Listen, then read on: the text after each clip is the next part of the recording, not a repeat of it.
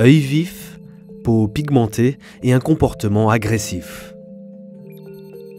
Peau dépigmentée, poisson plutôt calme et surtout une absence de globe oculaire.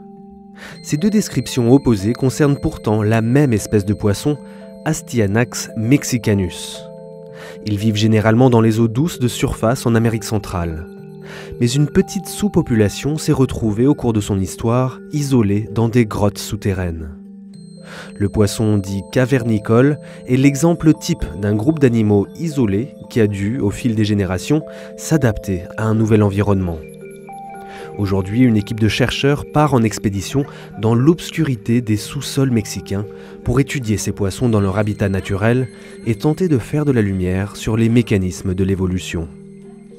Ce qui nous intéresse essentiellement, c'est d'essayer de comprendre les changements dans le cerveau des poissons cavernicoles par rapport à leurs ancêtres qui vivaient dans les rivières dans le coin. Et donc on essaye de comprendre quels sont les changements anatomiques d'une part et les changements au niveau des systèmes de neurotransmission dans le cerveau qui font que les poissons cavernicoles donc, ont subi des changements comportementaux qui sont probablement adaptatifs à la vie dans le noir.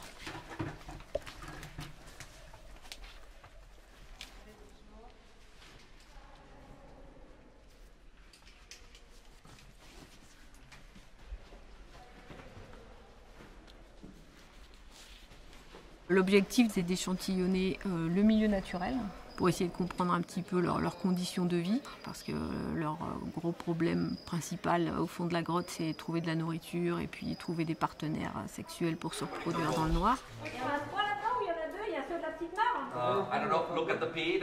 Tiens, donne-moi la piscine. Le deuxième objectif, c'est un échantillonnage génétique. Et puis le troisième objectif, c'était de faire des études comportementales dans leur milieu naturel. Huge one. Tu vois, bah, t'as les gros masters là. Et puis celui-là, là. Super. Ça, c'est un petit alvin. C'est dans les sacs à dos bleus. Pour voir en dessous, ouais.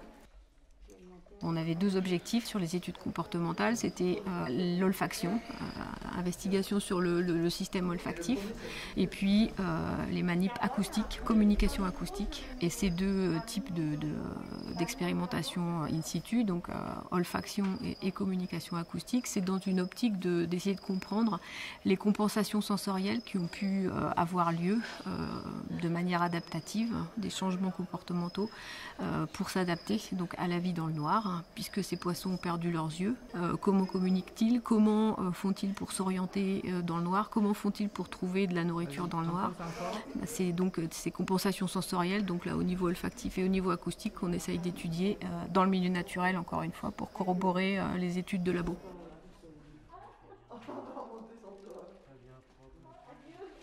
C'est bon pour toi?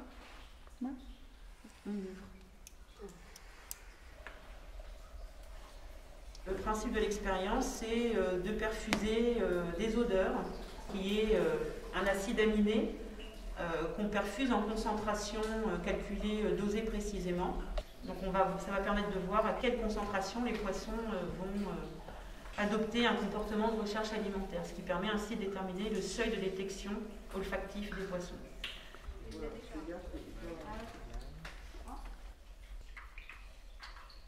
Dans la littérature, on trouve des dates d'émergence de ces populations cavernicoles qui vont de plusieurs millions d'années à 100 000 ans ou 10 000 ans. Et en fait, les études qu'on fait en ce moment même, dans les 2 dernières années, là, en collaboration avec Didier Kazan, qui était dans la mission, et son étudiant Julien Fumet, tentent à suggérer que ces populations sont là depuis bien moins longtemps que ça.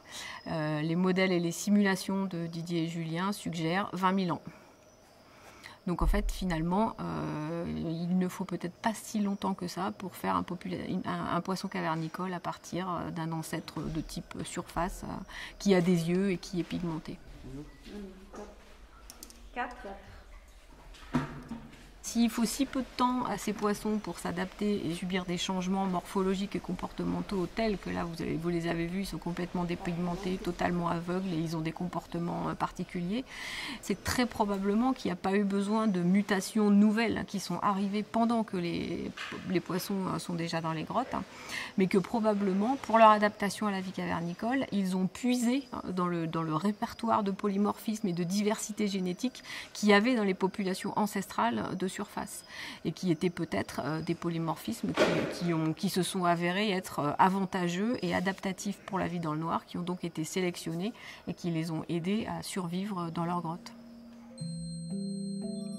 L'enquête scientifique continue en laboratoire pour débusquer les gènes liés à l'adaptation d'Astyanax mexicanus, ce poisson si cher aux biologistes et véritable fenêtre sur l'évolution des espèces.